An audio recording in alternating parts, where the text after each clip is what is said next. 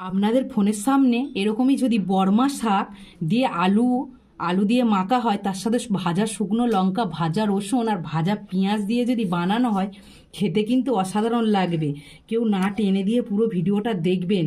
বড় থেকে বাচ্চা থেকে ঝাঁট দেবেন, এই মাখাটা বানিয়ে সবাই কিন্তু এক থালা ভাত খেয়ে নেবে। বর্মা শাক অনেকে সিদ্ধ করে খেয়েছেন, অনেকে ভাজা করে খেয়েছেন। একবার এইভাবে মাখিয়ে গরম ভাতের সাথে খেয়ে দেখবেন, খেতে কিন্তু অসাধারণ লাগবে। কেউ না টেনে দিয়ে পুরো ভিডিওটা দেখার অনুরোধ রইল। খুব ছোট্ট ভিডিও, পুরোটা দেখবেন। শুধু দেখবেন না, বাড়িতে বানিয়ে খেয়ে দেখবেন, অসাধারণ খেতে লাগবে। নমস্কার বন্ধুরা, আমি রাখির রান্নাঘরে নতুন একটা পর্ব দেখার জন্য সকল বন্ধুকে জানাই ধন্যবাদ। এটা দেখে বুঝতে পারছেন বর্মা শাক। আপনারা কি কি নামে চেনেন অবশ্যই আমাকে কমেন্টে জানাবে। এই বর্মা শাক কিন্তু সিদ্ধ করে আর পেঁয়াজ আর রসুন দিয়ে থাসলে, আলু সাথে করে আলু সিদ্ধ করে নিয়ে থাসলে কিন্তু খেতে অসাধারণ লাগে। পুরো ভিডিওটা দেখার অনুরোধ রইল।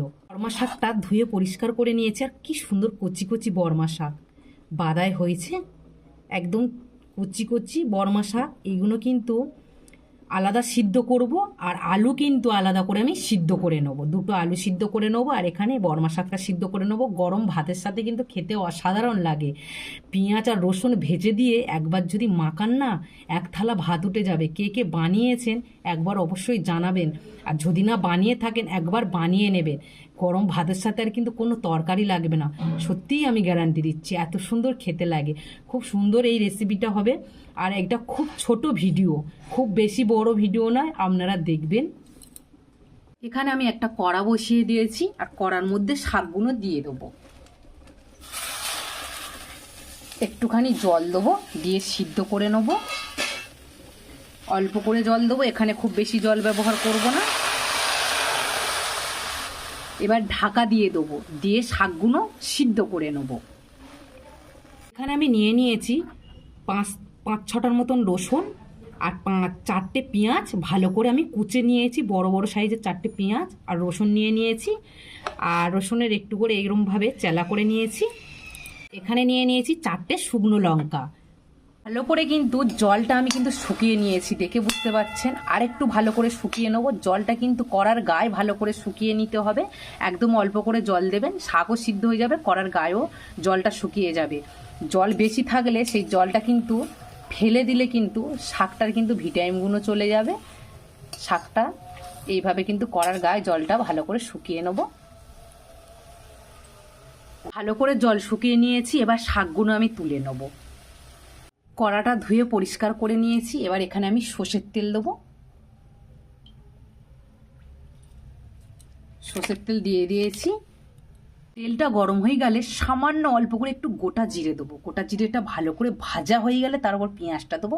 তাহলে গোটা জিরের সেন্টটা কিন্তু খুব সুন্দর আসবে, খেতেও ভালো লাগবে। জিরেটা খুব সুন্দর ভাজা হয়ে গেছে। এবার এখানে পেঁয়াজ কোচাগুলো দিয়ে দেবো। পেঁয়াজের সাথে একসাথে রসুনগুলোও দিয়ে দেবো, দিয়ে ভেজে নেবো।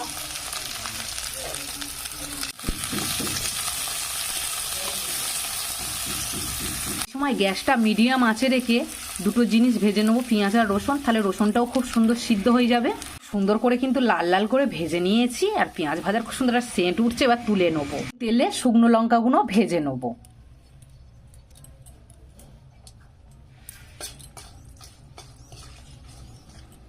লঙ্কাগুলো ভালো করে ভেজে নিয়েছি, তুলে নেবো।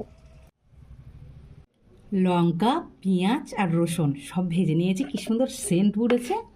আর এখানে আমি নিয়ে নিয়েছি আলু সিদ্ধ করে নিয়েছি, দুটো আলু, আর এই শাক সিদ্ধ করে নিয়েছি। আলুর এরকমভাবে খোলাগুলো আমি ছাড়িয়ে নেব।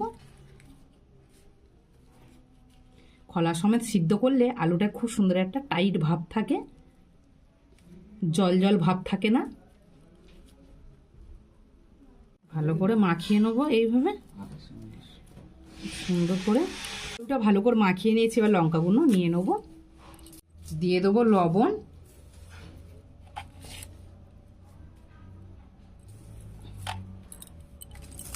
ভালো করে এইভাবে মাখিয়ে নেবো। নিয়ে নেবো রসুন, নিয়ে এবার ভালো করে এটা মাখিয়ে নেবো। পেঁয়াজটা নিয়ে নিয়েছি, আর তেল একদম প্লেটের মধ্যে ভর্তি হয়ে আছে। তেলগুলো ভালো করে নিয়ে নেবো, কারণ এই পেঁয়াজ ভাজা তেল দিয়ে মাখালে তো তবেই তো খেতে ভালো লাগবে। সব নিয়ে নিয়েছি। কার কার এই মাখা দেখে গালে থেকে জল চলে আসছে অবশ্যই কিন্তু জানাবে। আমার তো আগে চলে আসছে, কেননা আমার সামনাসামনি রয়েছে।